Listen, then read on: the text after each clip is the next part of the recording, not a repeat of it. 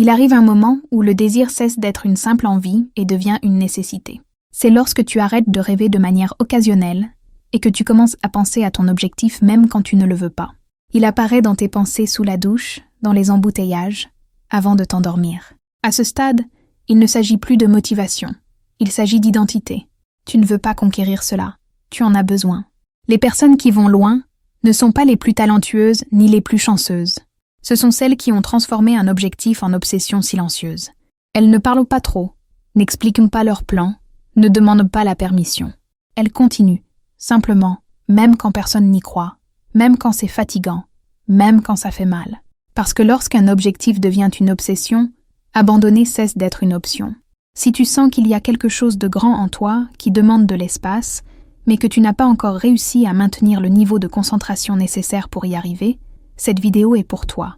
Ici, tu vas comprendre comment transformer un objectif ordinaire en une force si intense que rien, ni les personnes, ni les circonstances, ni la peur, ne peut l'arrêter. Si ce thème a déjà éveillé quelque chose en toi, laisse ton like, abonne-toi à la chaîne et reste avec moi. Les prochaines étapes peuvent changer la façon dont tu poursuis tout ce que tu désires. Première étape. Arrête de traiter ton objectif comme une option. Tant que ton objectif n'est qu'une possibilité parmi d'autres, il perdra toujours face au confort, à la peur et aux distractions. Les personnes inarrêtables ne se demandent pas chaque jour si elles veulent encore cela. Elles ont déjà décidé. Et une décision élimine le débat intérieur. Quand tu décides vraiment, le cerveau cesse de négocier et commence à obéir. J'ai appris cela à un moment où je vivais motivée pendant quelques jours, puis j'abandonnais peu après. Je disais que je voulais vraiment, mais mon comportement montrait autre chose. Chaque fois qu'un obstacle apparaissait, je me demandais si cela valait la peine de continuer.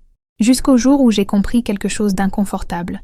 Tant que je traitais mon objectif comme une option, mon esprit traitait l'abandon comme une issue légitime.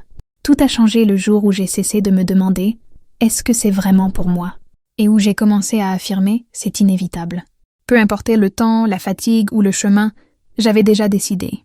À partir de ce moment, quelque chose s'est aligné à l'intérieur. Les excuses ont commencé à perdre de leur force. Les distractions sont devenues moins séduisantes et la concentration est devenue naturelle. Quand un objectif devient une obsession, il cesse d'entrer en concurrence avec le reste de ta vie. Il commence à diriger tes choix. Tu commences à dire « non » plus facilement, à prioriser sans culpabilité et à supporter des inconforts qui auparavant t'auraient fait abandonner. L'obsession n'est pas un déséquilibre, c'est une clarté extrême. C'est savoir exactement ce que tu veux et agir comme quelqu'un qui n'a pas de plan B émotionnel. Commente. Mon objectif n'est pas une option. Cette affirmation scelle le moment où tu cesses de tester des possibilités et commences à construire des inévitabilités. Deuxième étape. Nourris ton esprit avec ton objectif, jusqu'à ce qu'il prenne trop de place pour la peur. Un objectif ne devient obsession que lorsqu'il occupe plus de place dans ton esprit que tes doutes. Tant que la peur est plus fréquente que la vision de ce que tu veux, c'est elle qui commande. Les personnes inarrêtables le comprennent intuitivement. Elles nourrissent l'objectif chaque jour, de manière consciente, jusqu'à ce qu'il devienne plus grand que n'importe quelle insécurité. Je m'en suis rendu compte lorsque j'ai remarqué à quel point mon esprit était entraîné à l'échec sans que je m'en aperçoive. Je me réveillais, je prenais mon téléphone, je consommais des problèmes, des comparaisons, des informations négatives, des opinions extérieures, puis je me demandais pourquoi ma confiance était si basse. Mon objectif n'apparaissait qu'occasionnellement, tandis que la peur était là en permanence. C'était une compétition injuste. C'est alors que j'ai changé une chose simple.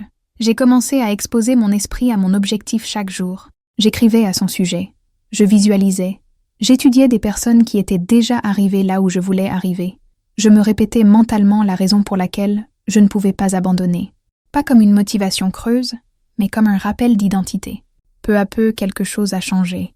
La peur apparaissait encore, mais elle n'avait plus le même poids. Elle est devenue un simple bruit de fond. Quand ton objectif prend trop de place, la peur ne disparaît pas. Elle devient insignifiante. Tu agis malgré elle. Et c'est là que l'obsession commence à se former. Les personnes qui vont loin ne sont pas celles qui ne doutent jamais. Ce sont celles qui entraînent leur esprit à revenir au focus chaque fois que le doute apparaît. Commente. Mon focus est plus grand que ma peur. Cette affirmation renforce la maîtrise mentale nécessaire pour rendre ton objectif non négociable. Troisième étape. Élimine sans pitié tout ce qui entre en concurrence avec ton objectif. Tu ne transformes pas un objectif en obsession en ajoutant plus de choses à ta vie. Tu le fais en supprimant tout ce qui vole ton énergie. Le focus n'est pas une question de force de volonté, c'est une question d'absence de distraction. Tant que tu essaies de tout concilier, ton objectif reste simplement un élément de plus sur la liste. Les personnes inarrêtables comprennent une vérité dure. On ne monte pas de niveau sans perdre certaines choses en chemin. J'ai vécu cela lorsque j'ai réalisé que je disais vouloir quelque chose très fort, mais que ma routine ne reflétait pas cette priorité. Je continuais à dire oui à des engagements qui m'épuisaient, à des conversations qui ne menaient nulle part, à des habitudes qui anesthésiaient mon esprit. Au fond, je voulais grandir sans déranger personne, et c'est impossible. La croissance réelle exige des coupures. C'est alors que j'ai pris une décision inconfortable. J'ai commencé à éliminer tout ce qui ne me rapprochait pas directement de mon objectif. J'ai réduit ma présence là où je n'étais qu'une figurante, fait taire les voix qui semèrent le doute, abandonné des habitudes qui me maintenaient trop confortable. Au début, le vide est arrivé. Ensuite, la clarté. Et avec elle, quelque chose de puissant. Du temps, de l'énergie et du focus ont commencé à se libérer. Lorsque tu élimines les distractions, ton esprit comprend que c'est sérieux. Le cerveau répond à la rareté des stimuli en créant de la profondeur. C'est à ce moment-là que l'objectif cesse d'être un désir et devient un centre. Tout commence à tourner autour de lui. Décisions, choix, horaires, conversations. Une obsession saine, ce n'est pas faire plus. C'est faire moins, avec une intention absolue. Très souvent, ce qui affaiblit le plus un objectif n'est ni le manque de volonté, ni le manque de discipline. C'est la préoccupation silencieuse liée à l'argent. Tu essaies de te concentrer, de t'investir, de transformer ton objectif en obsession. Mais une partie de ton esprit ne se repose jamais. Elle pense constamment aux factures, à l'avenir, à la peur de manquer, à la possibilité de dépendre de quelqu'un. Et lorsque cette inquiétude est présente, elle te vole ton énergie sans que tu t'en rendes compte. Peut-être as-tu déjà ressenti cela, l'envie de tout donner, mais un frein intérieur qui te tire en arrière. Ce n'est pas un manque d'ambition, c'est un manque de sécurité. Sans une relation saine avec l'argent, le focus se divise, l'obsession devient anxiété et le rêve commence à paraître trop lourd à porter. Peu à peu, tu commences à négocier avec toi-même, exactement l'opposé de ce dont tu as besoin pour aller loin. C'est en comprenant cette douleur qu'est né le code de la richesse, un guide créé pour transformer ta relation à l'argent de manière simple, accessible et consciente. Il t'aide à construire une sécurité financière de l'intérieur, à alléger ce poids invisible et à vivre avec la légèreté de celle qui peut choisir ses propres chemins. Il ne s'agit pas seulement de gagner plus, mais de se sentir enfin en sécurité pour se concentrer sur ce qui compte vraiment. Parce que lorsque l'argent cesse d'être une préoccupation constante, ton objectif peut enfin devenir une obsession. Si cela t'a touché, le lien se trouve dans le premier commentaire épinglé. 4e étape. Utilise la douleur comme carburant, pas comme excuse. Il existe un moment décisif dans tout parcours où tu dois choisir ce que tu vas faire de la douleur, l'utiliser comme carburant ou l'utiliser comme justification. Les personnes qui transforment leurs objectifs en obsession n'ont pas moins de douleur, elles ont simplement appris à la diriger. Elles ne fuient pas l'inconfort, ne se victimisent pas, n'attendent pas que ça passe. Elles l'utilisent. J'ai appris cela durant l'une des périodes les plus difficiles de ma vie. Tout semblait aller mal en même temps. Frustration, rejet, fatigue. La tentation d'abandonner était quotidienne. Et pendant un temps, j'ai utilisé la douleur comme excuse. Ce n'est pas le moment. Là, je ne peux pas. Quand les choses iront mieux, je reviendrai. Mais un jour, quelque chose a basculé en moi. J'ai compris que cette douleur n'était pas là pour m'arrêter. Elle était là pour me pousser. C'est alors que j'ai décidé de faire autrement. Chaque fois que quelque chose faisait mal, je le transformais en action. Le rejet devenait étude. L'échec devenait ajustement. La fatigue devenait discipline. Et plus j'utilisais la douleur comme carburant, moins elle avait de pouvoir sur moi. Ce qui me paralysait auparavant a commencé à me mettre en mouvement. Quand tu apprends à utiliser la douleur, ton objectif gagne une profondeur émotionnelle incroyable. Il cesse d'être simplement quelque chose que tu veux, il devient quelque chose dont tu as besoin pour honorer tout ce que tu as enduré. Et cela crée une obsession silencieuse, mais incassable. Les personnes inarrêtables ne demandent pas une vie sans douleur. Elles demandent la force d'utiliser la douleur au service de ce qu'elles veulent construire. Commente, ma douleur me propulse. Cette affirmation marque le point où tu cesses de fuir l'inconfort et commences à l'utiliser comme levier. 5e étape. Élimine le besoin de validation externe. Rien n'affaiblit davantage un objectif que le besoin d'être validé par les autres. Tant que tu as besoin que quelqu'un approuve, félicite ou comprenne ce que tu fais, ton focus reste divisé. Les personnes inarrêtables apprennent très tôt que la véritable obsession est solitaire. Non pas parce qu'elles s'isolent, mais parce qu'elle cesse de dépendre de la réaction des autres pour continuer. Je m'en suis rendu compte lorsque j'ai commencé à observer combien de fois je minimisais mes projets pour ne pas paraître excessive. J'expliquais trop, je justifiais mes décisions, je cherchais une approbation déguisée en conseil. Et sans m'en rendre compte, chaque opinion extérieure affaiblissait un peu ma conviction. Non pas parce que les gens voulaient me saboter, mais parce qu'ils parlaient à partir de leurs propres limites. Le déclic a eu lieu le jour où j'ai décidé d'arrêter d'expliquer. J'ai commencé à agir en silence, à faire davantage confiance à mon engagement qu'à la compréhension des autres. Au début, c'était inconfortable. Ça fait peur d'avancer sans applaudissements. Ça crée de l'insécurité de marcher sans que personne ne confirme que tu es sur le bon chemin. Mais c'est précisément là que l'obsession se renforce. Lorsque tu n'as plus besoin d'être validé, ton objectif gagne en liberté. Il cesse d'être influencé par des attentes externes et commence à être soutenu uniquement par ta décision intérieure.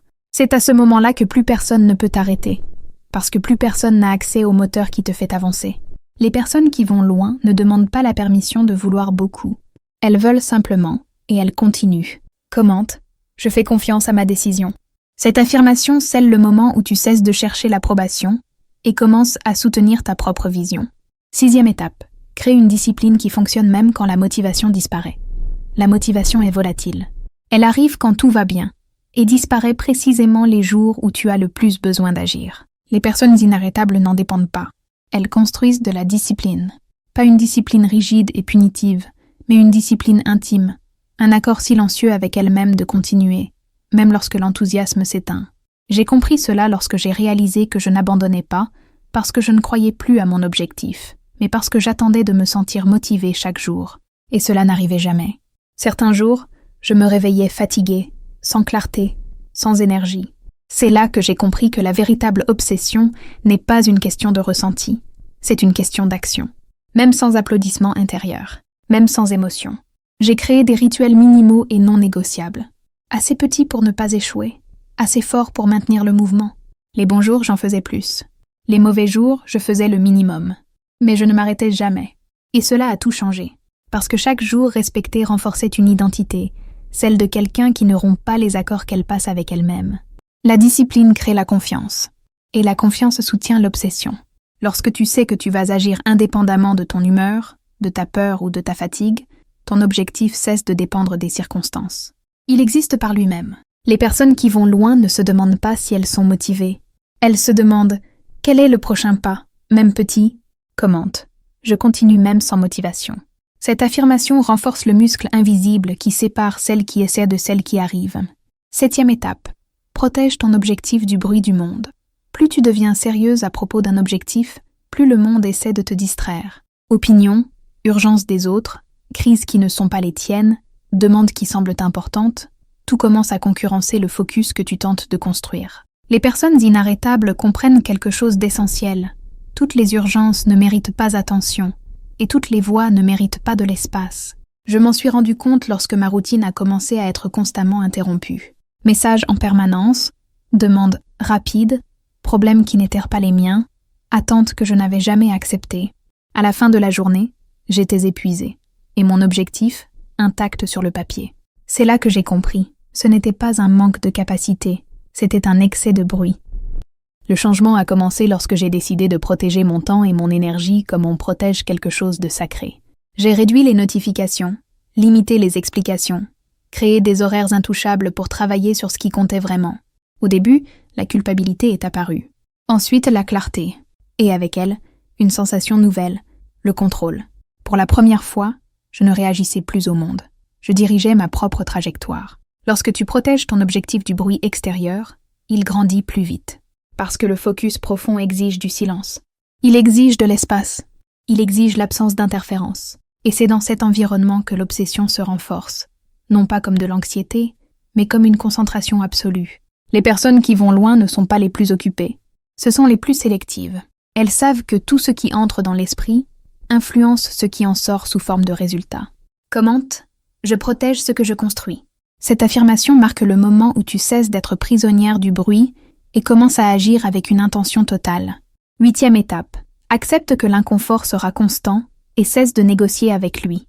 Au moment où un objectif devient une obsession, l'inconfort cesse d'être une exception et devient une présence constante. Et c'est là que beaucoup abandonnent. Non pas parce qu'ils ne veulent pas le résultat, mais parce qu'ils continuent d'attendre que le chemin devienne confortable à un moment donné. Les personnes inarrêtables comprennent quelque chose qui change tout. L'inconfort n'est pas un signe d'erreur, c'est un signe de progression.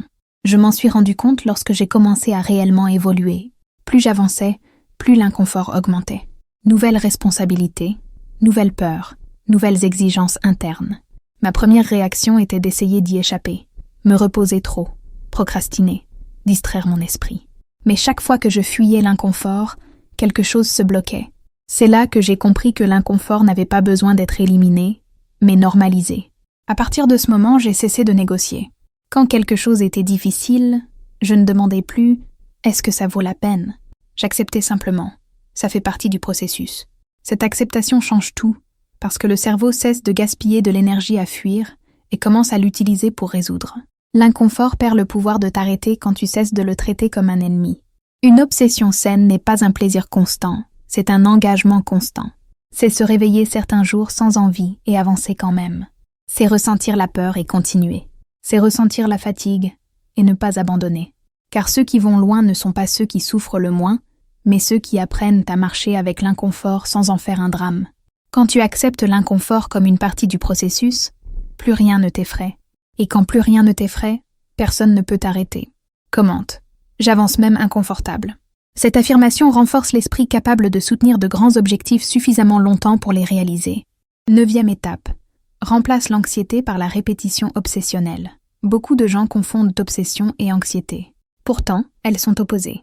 L'anxiété naît de l'incertitude et de l'excès d'attente. L'obsession saine naît de la répétition consciente. Les personnes inarrêtables ne vivent pas dans l'attente de résultats immédiats. Elles répètent le bon processus jusqu'à ce que le résultat n'ait d'autre choix que d'apparaître. J'ai vécu cette différence concrètement. À une période de ma vie, je pensais à l'objectif tout le temps, mais j'agissais peu. C'était de l'anxiété. Mon esprit s'emballait. Mon corps se bloquait. Ensuite, j'ai complètement changé d'approche. J'ai arrêté de trop penser et j'ai commencé à répéter davantage. La même action chaque jour, le même rituel, le même focus, le même engagement.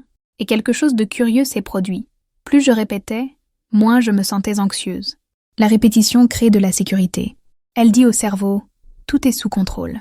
Et lorsque le cerveau se sent en sécurité, il coopère. Tu cesses d'osciller émotionnellement, de douter à chaque obstacle, de dramatiser chaque retard. Tu continues, tout simplement. L'obsession n'est pas de penser au résultat, c'est de s'engager dans le processus. C'est se lever et faire, même quand cela semble invisible. C'est répéter au point que cela devienne une partie de qui tu es. Et quand quelque chose devient identité, personne n'a besoin de te pousser. Les personnes qui vont loin n'accélèrent pas par anxiété, elles tiennent par constance. Elles savent que le pouvoir réside dans le fait de faire encore et encore et encore, jusqu'à ce que le monde le remarque. Commente. Je fais confiance au processus et je répète. Cette affirmation scelle l'échange de la précipitation contre la constance, la base de toute obsession qui porte des résultats. 10e étape. Décide qu'il n'existe plus de retour vers ton ancienne version. Il existe un point de non-retour dans toute grande conquête. C'est le moment où tu cesses d'essayer et où tu commences à être. Les personnes inarrêtables y arrivent lorsqu'elles décident, de manière silencieuse et définitive, que l'ancienne version n'a plus accès aux décisions importantes de la vie. Ce n'est pas de l'arrogance. C'est un engagement total. J'ai vécu ce moment lorsque j'ai réalisé que je laissais toujours une porte ouverte pour reculer. Si quelque chose tournait mal, je pouvais abandonner. Si cela devenait trop difficile, je pouvais reculer. Et tant que cette porte existait, mon esprit ne se livrait jamais complètement. Ce n'est que lorsque je l'ai fermée, sans annonce, sans drame, que quelque chose a changé. L'énergie est devenue plus stable, le focus plus profond. La peur a perdu de l'espace. Quand il n'existe pas de plan B émotionnel, le plan A se renforce. Tu commences à agir avec une autre posture, à choisir avec plus de fermeté, à supporter des inconforts qui auparavant t'arrêtaient, parce qu'il ne s'agit plus de voir si ça marche. Il s'agit d'honorer une décision déjà prise. La véritable obsession naît lorsque tu ne laisses plus ton ancienne identité donner son avis. Elle essaie encore de parler, mais elle n'a plus de droit de vote. Et c'est exactement pour cela que personne ne peut t'arrêter. Il n'y a plus de négociation interne. Commente. Il n'y a pas de retour. Cette affirmation scelle le pacte final avec ta nouvelle identité. Transformer un objectif en obsession n'est pas perdre l'équilibre, c'est trouver une direction. C'est cesser de diviser son énergie, cesser de demander la permission, cesser de négocier avec la peur, l'inconfort et les distractions. C'est décider, nourrir le focus, couper les excès, utiliser la douleur, éliminer la validation externe, créer de la discipline, protéger le silence, accepter l'inconfort, répéter avec constance et fermer la porte à l'ancienne version. Lorsque tu fais cela, quelque chose change de manière irréversible. Le monde peut essayer de t'arrêter, mais il n'y parvient pas. Parce que désormais, le moteur n'est plus à l'extérieur. Il est à l'intérieur. Si cette vidéo a fait sens pour toi, laisse ton like, abonne-toi à la chaîne et écris dans les commentaires. Mon objectif est non négociable. Parce que lorsqu'un objectif devient une obsession, l'impossible perd son pouvoir.